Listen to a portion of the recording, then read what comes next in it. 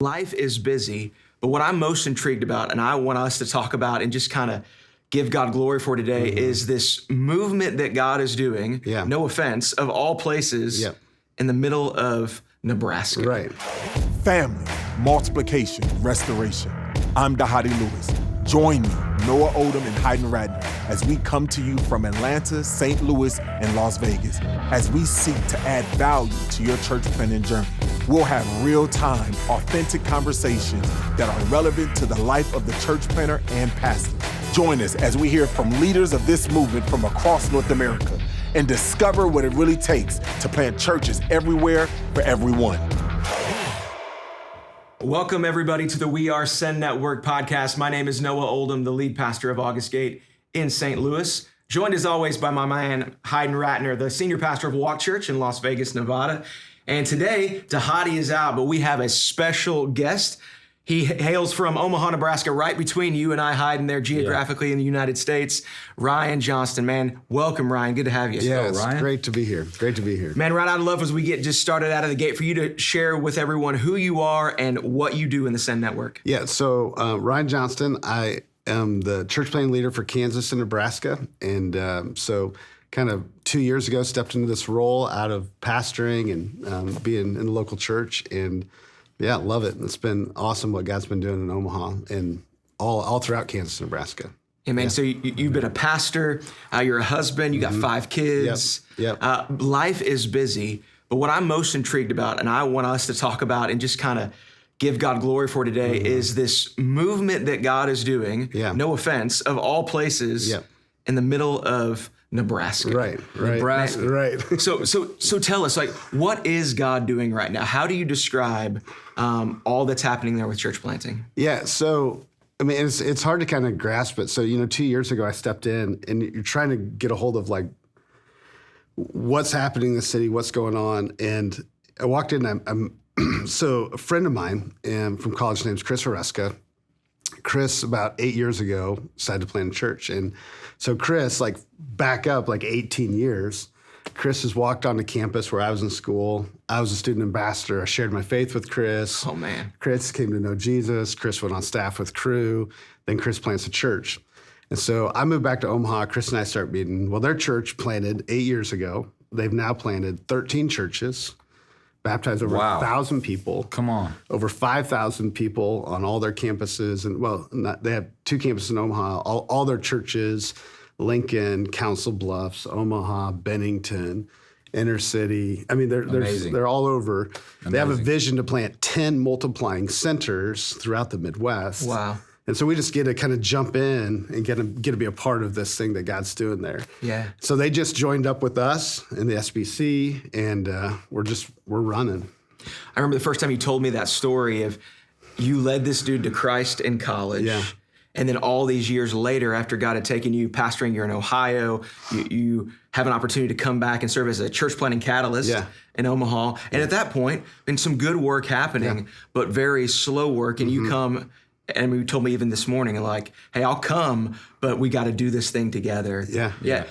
Would you throw the M word on this thing? You think that God is birthing a movement right now? Yeah, no, I mean, 100%. I mean, God's birthing a movement because, growth is one generation, right? Reproduction is second generation. Yeah. Multiplication, that's third, fourth generation. And so we're seeing, like, City Light Omaha now has, grandbabies and grandbabies. And so we're seeing that third, fourth generation, which that's where, things get out of control. Yeah. And that's what I tell them all the time. I'm like, guys, this is about to go crazy because once you hit that place, who knows where it goes from here. So I would say movement is the right word. Yeah. It's amazing. Yeah. Dude, that's really amazing. And it's something that give God glory for because that's not happening everywhere. Yeah.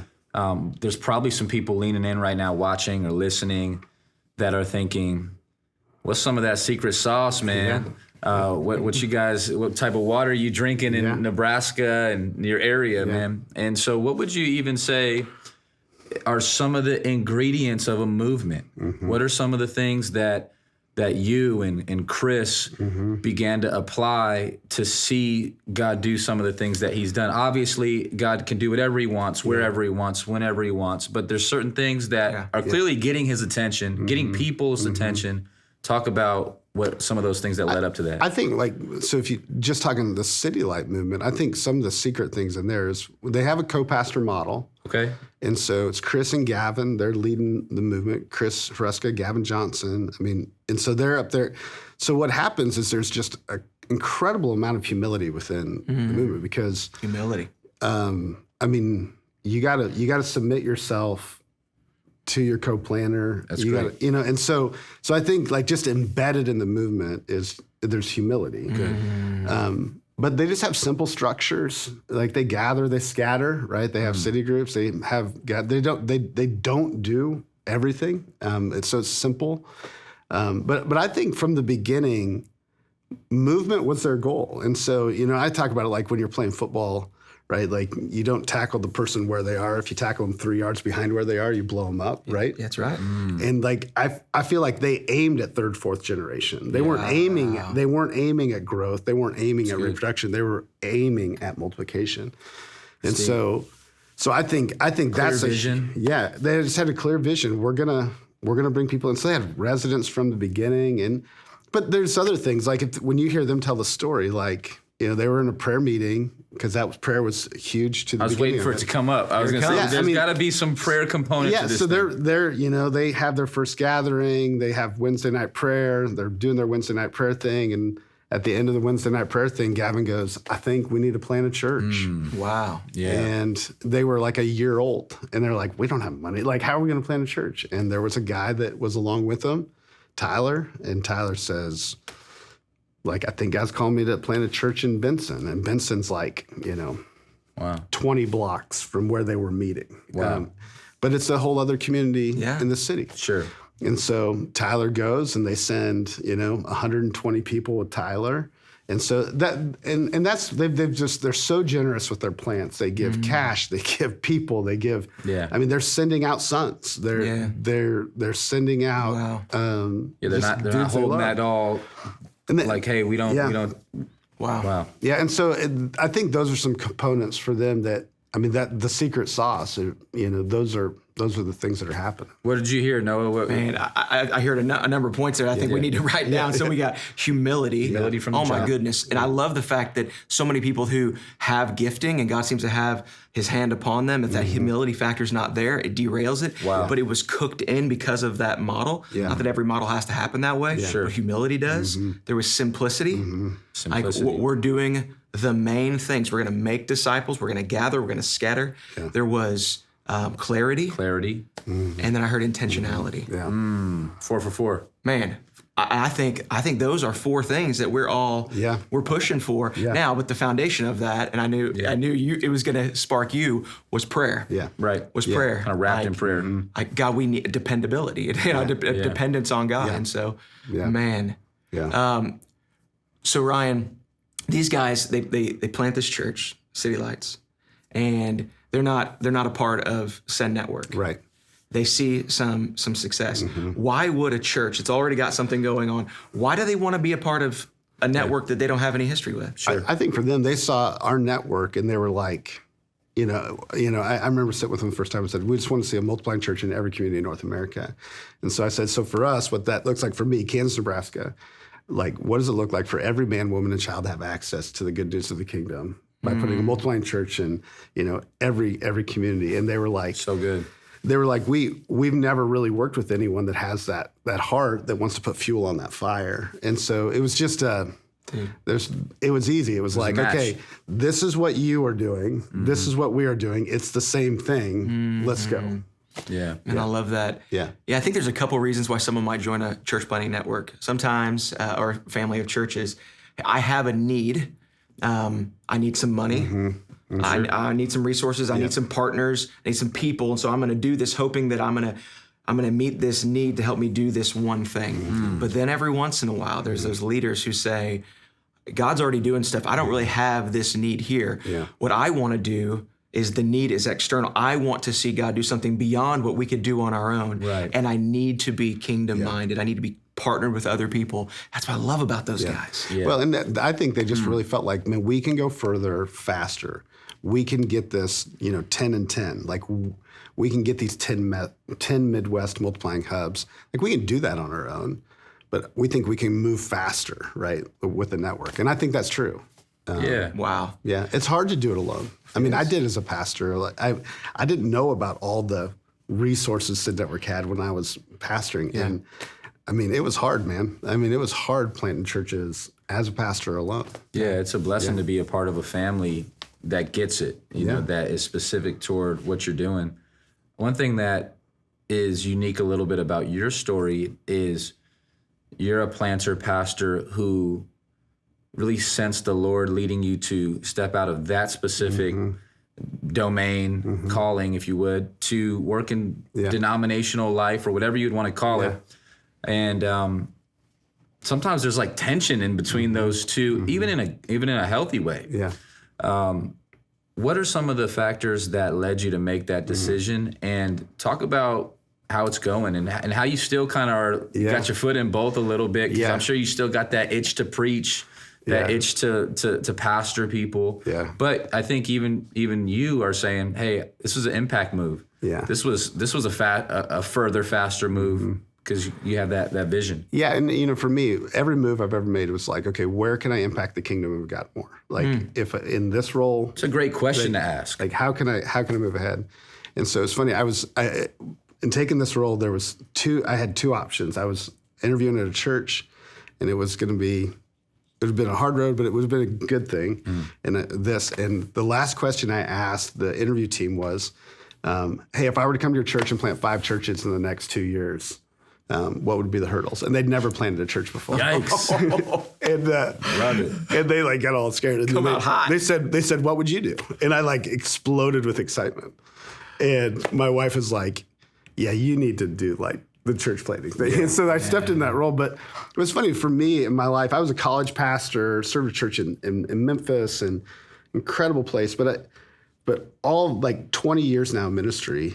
My story has been getting underneath guys that have a call that God's asked to do something and helping them get to that place. Lifting them up. And so I did that as a pastor. I did a college pastor. I remember even times where it's like, God, I want to do my thing. And then somebody show up in my office and they're like, hey, can you help me get to Thailand? And I'm like, yeah, let's do that. So and so I just feel like this role has been one for me that it's just God's been orchestrating. I mean, I love the local church. I mean, there's so much in me that I don't think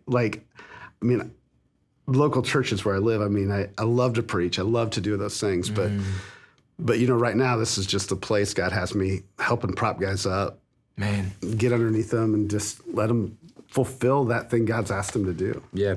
I kind of sense like a Barnabas type. Come on, let me. You're about to say the same thing. Well, good. Talk about it. No, man, all I could hear was man, we've got all of these church planting catalysts. And often there's that struggle of in church planting, we think, who's the ideal? Paul. Let's be like Paul. Right. Paul isn't Paul unless Barnabas was Barnabas first. Yeah. That dude goes and gets Paul and brings him, probably trains him up in that first year when they're there at Antioch. They go out together, and we even see the ordering of their names. Wow. And until they had that disagreement over his cousin, family stuff will cause all kinds of problems.